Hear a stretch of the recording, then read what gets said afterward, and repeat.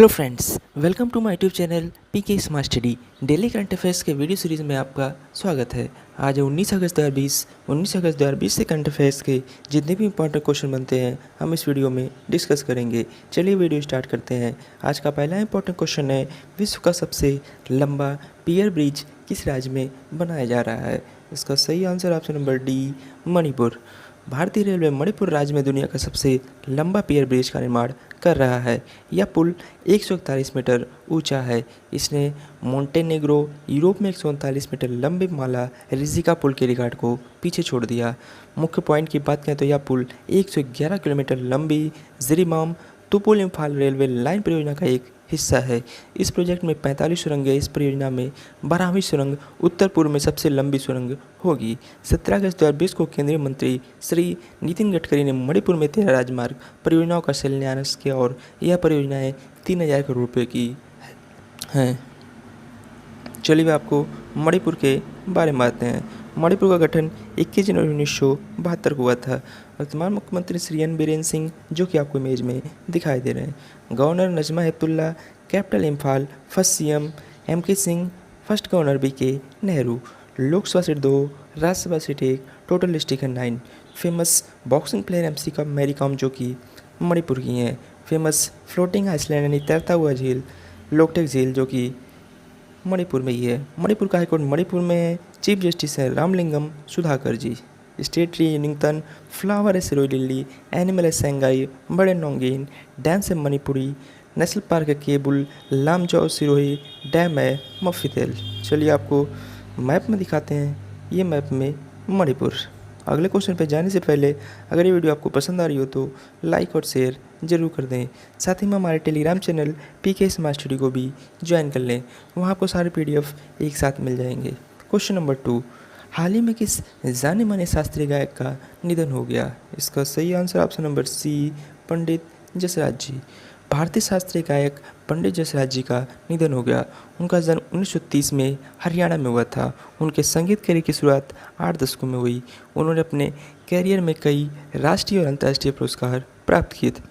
पंडित जसराज 1975 में भारत के चौथे सबसे बड़े नागरिक पुरस्कार पद्मश्री के प्राप्तकर्ता भी थे। संगीत नाटक अकादमी पुरस्कार 1987 में और 1999 में पद्म भूषण प्राप्त किए।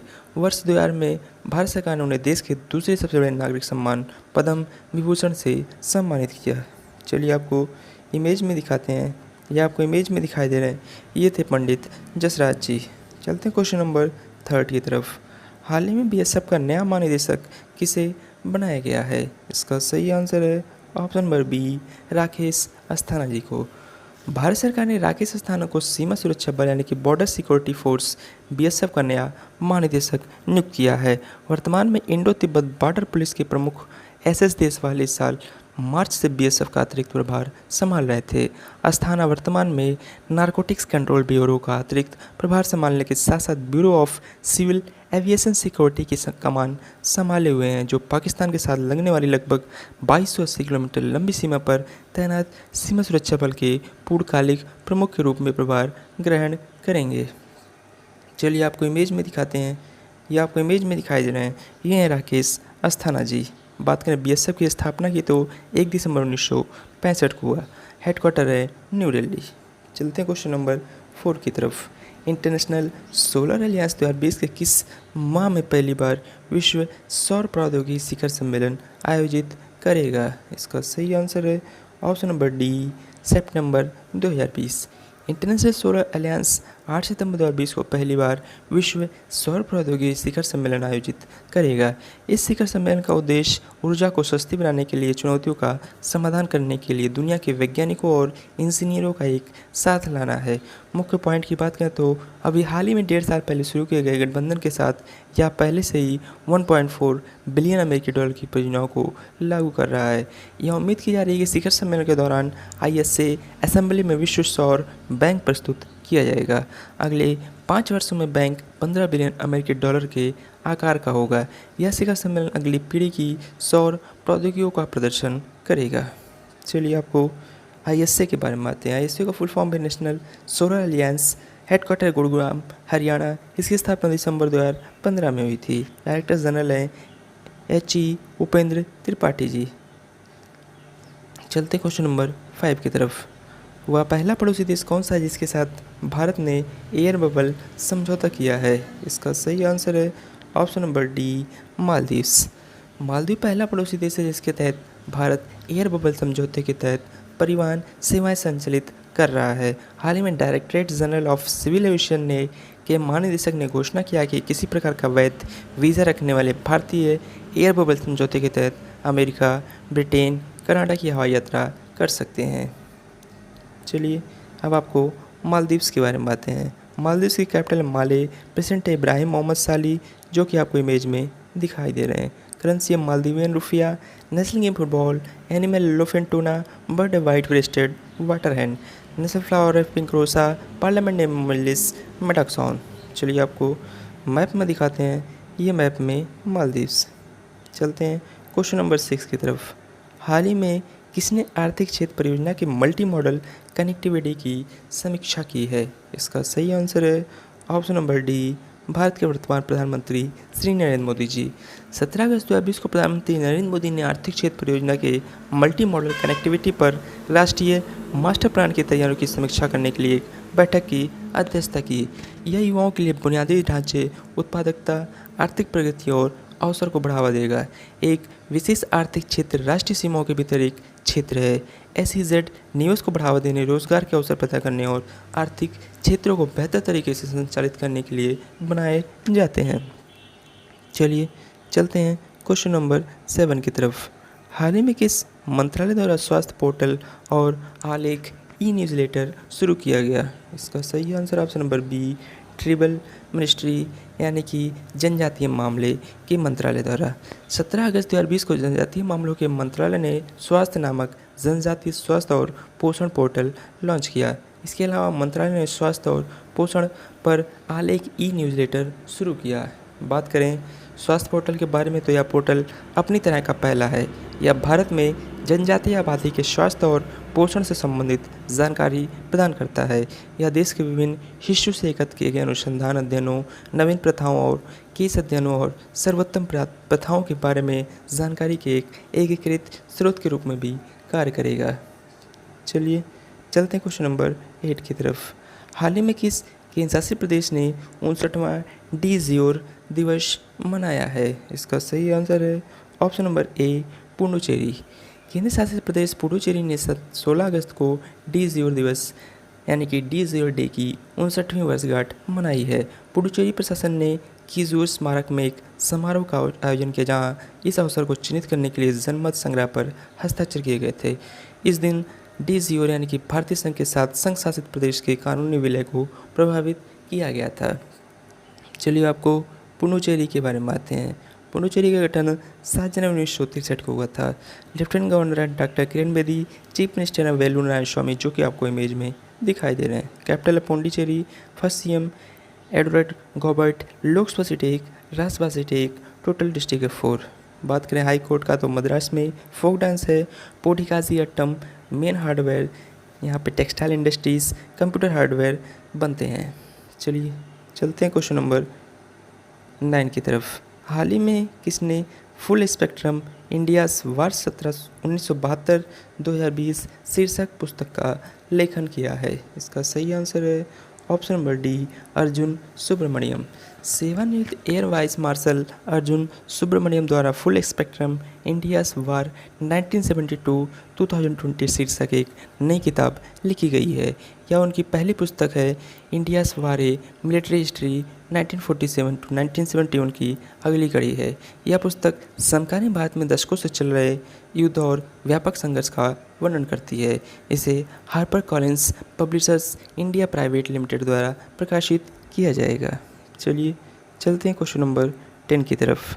हाल ही में ब्रिटेन ने किस देश में 3 बिलियन पाउंड का इनोवेशन चैलेंज फंड लॉन्च किया है? इसका सही आंसर है ऑप्शन नंबर बी, इंडिया।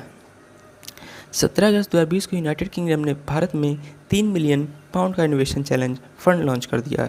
कोविड-19 और जलवायु परिवर्तन से निपटने के लिए उद्योगों और शिक्षाविदों में भारतीय वैज्ञानिकों का समर्थन करने के लिए यह फंड लॉन्च किया गया है।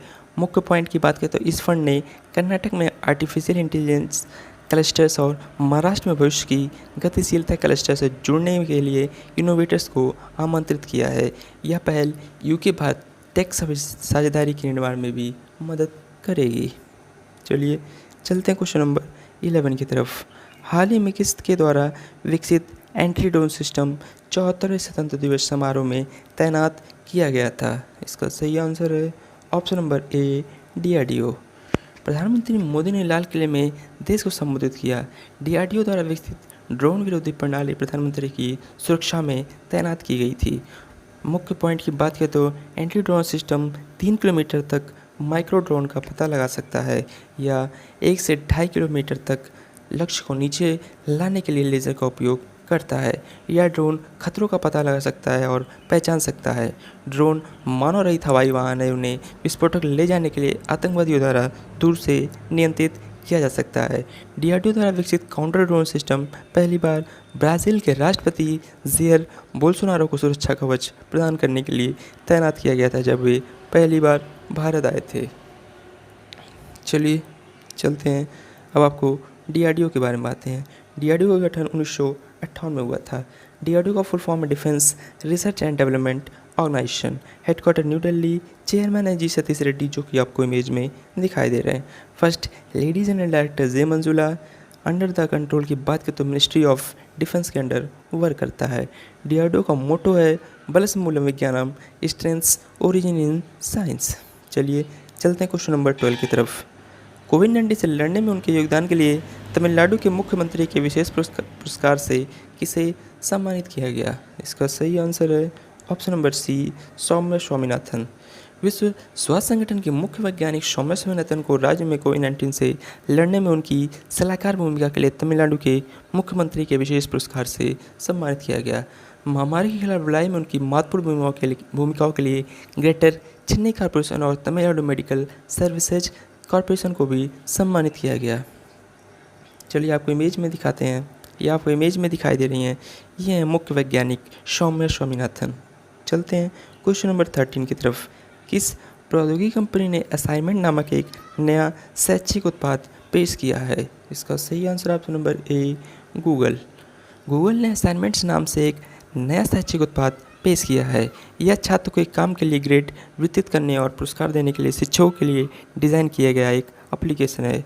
गूगल ने हाल ही में घोषणा किया कि शिक्षकों और छात्रों के लिए कई शिक्षा उपकरण इस वर्ष जारी किए जाएंगे, जिसमें मीट, जी सूट और क्लासरूम सहित गूगल ऐप शामिल हैं। चलिए आपको गूगल के बारे में बातें हैं। गूगल का हेडक्वार्टर कैलिफोर्निया में, इसकी स्थापना 4 सितंबर 1998 में हुई थी। Founder person Larry page and Sergey Brin, जो कि आपको इमेज में दिखाई दे रहे हैं।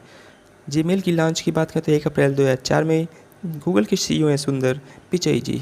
चलते हैं आज के लास्ट क्वेश्चन की तरफ। भारत के राष्ट्रपति द्वारा मरणोपरांत किसे कीर्ति चक्र पुरस्कार से सम्मानित किया गया? इसका सही आंसर है option number B, Abdul Rashid Kalas. भारतीय राष्ट्रपति रामनाथ कोविंद ने रक्षा कर्मियों के लिए 84 वीरता पुरस्कारों को मंजूरी दी है। जम्मू और कश्मीर पुलिस के हेड कांस्टेबल अब्दुल रशीद कालस को मरणोपरांत कीर्ति चक्र से सम्मानित किया गया। शांति काल में तीसरा सर्वोच्च वीरता पुरस्कार शौर्य चक्र को lieutenant colonel Krishna Singh Rawat, major Anil Urs और हवादार आलोक कुमार दुबे और IAF wing commander Vishakh Nair सहित 9 सेना कर्मियों को प्रदान किया गया। राष्ट्रपति ने सेना के 60 जवानों को सेना मेडल और 4 नौसेना पदक और 5 वायुसेना पदक प्रदान किए। चलिए आपको इमेज में दिखाते हैं, ये आपको इमेज में दिखाई दे रहे हैं, ये थे head constable Abdul Rashid class.